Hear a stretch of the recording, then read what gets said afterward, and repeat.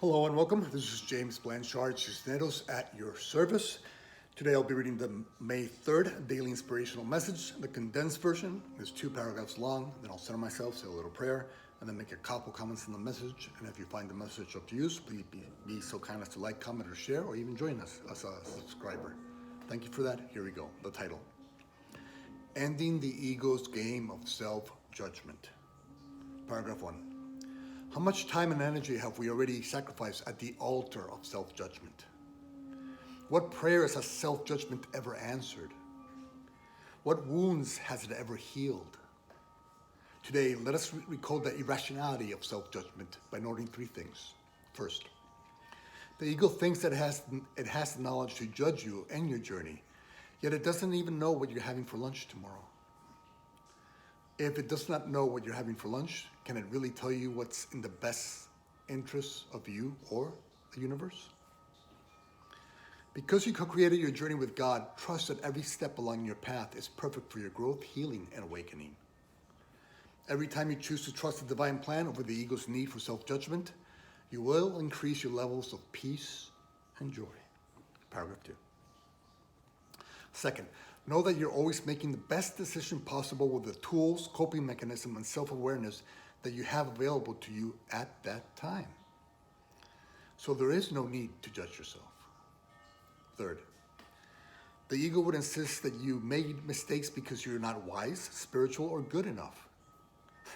But ask yourself, how many times have these so-called mistakes become some of your greatest lessons?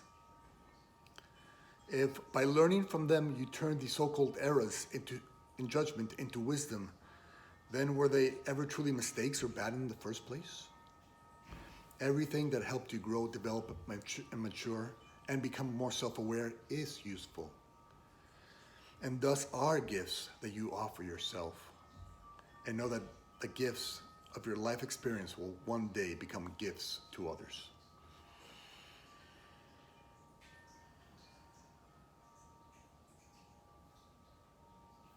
All right. Ending the ego's game of self-judgment.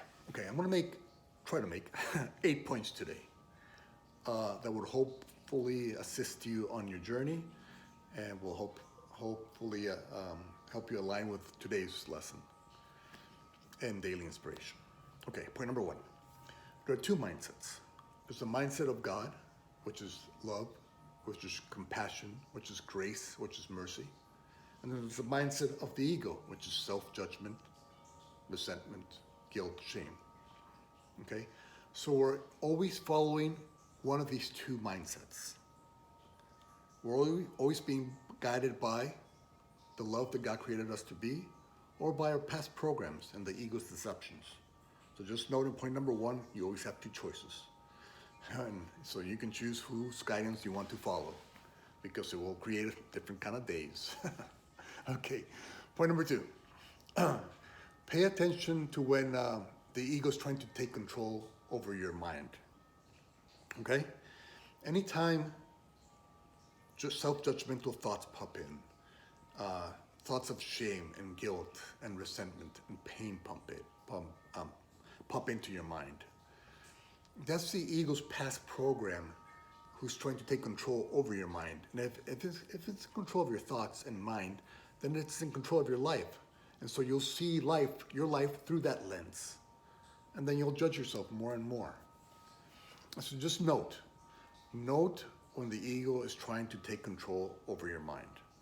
It's when your thoughts are aligned with self-judgment, with shame, with guilt. That's the ego. Okay, so just pay attention to that and note that in point number 2. Point number 3 is practice catching yourself quicker and quicker when the ego is trying to take control of your mind. So when judgment comes in, don't sink into that darkness. Don't sink deeper into it. Don't invest any more of your time, focus, and energy into it, because that only increases the darkness around you. And so just catch yourself. Okay, I'm aligning my mind with self-judgment. That means the ego is in control of my mind and thinking. Let me take back control of my mind and thinking through the act of forgiveness, through the act of compassion, through the act of mercy and grace. I take back control. And so you see, all the times that the ego tries to take control over your mind, Just practice catching yourself quicker and quicker when that happens. Okay, so that's point number 3. Just use it. Use the ego to practice catching yourself quicker, so you spend less and less time in that mindset. And more time aligned with who you truly are and who you came to be, which is the loving light of God. Okay, that's point number 3. Point number 4 is always remind yourself throughout the day, I control my thoughts. My thoughts should not be controlling me. Okay, when am I in control of my thoughts? When is the truth in me in control of my thoughts? When the love that God created me to be is in control. When I'm aligning my thoughts with love, with compassion, with forgiveness, with kindness, with mercy, with grace. That's when I know that my highest self is in control of my mind. And so I'm controlling my thoughts.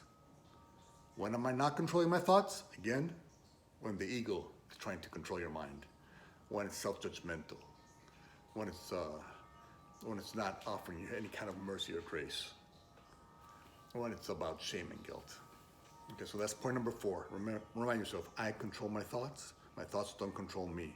And I'm controlling my thoughts when my thoughts are aligned with love, God, source. Okay, point number 5 is to practice using those moments when the ego tries to take control of your mind to align with God.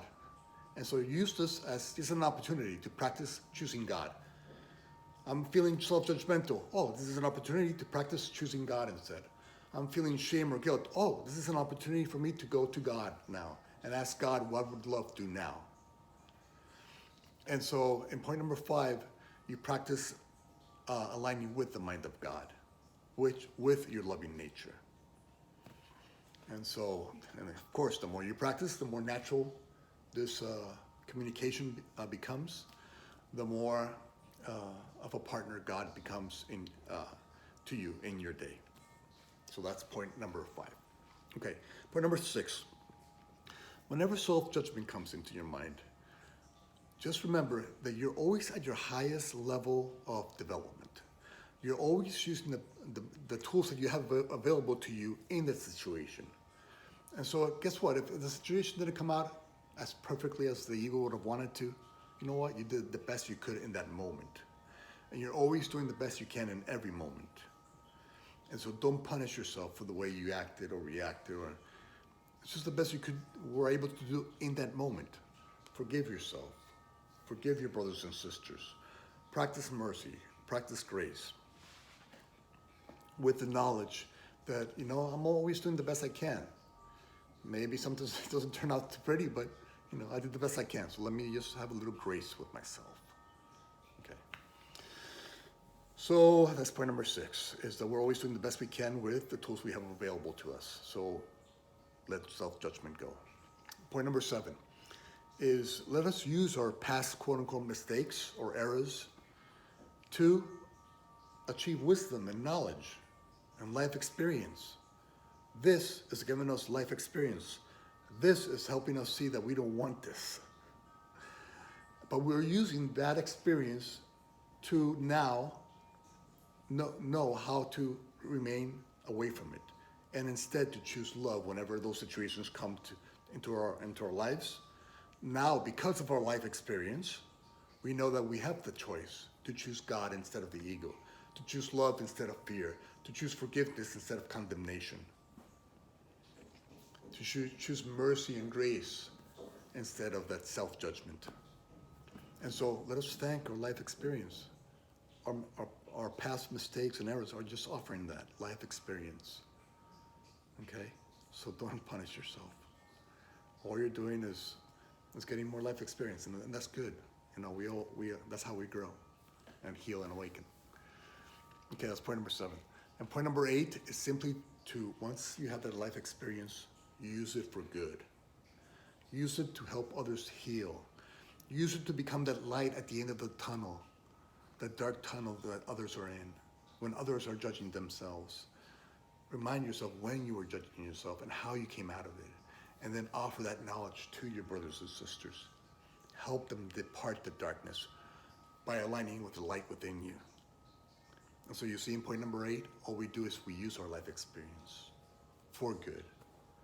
We align with the loving light within us to help our brothers and sisters see what they cannot yet see. And deep down inside, that light which we are offering them also exists in them. And so when we talk to them about our life experience, they will know and feel that, yeah, you know what? This cat here was, I get what he's saying because he went through what I went through. And because he went through what I went through, then I'm going to listen.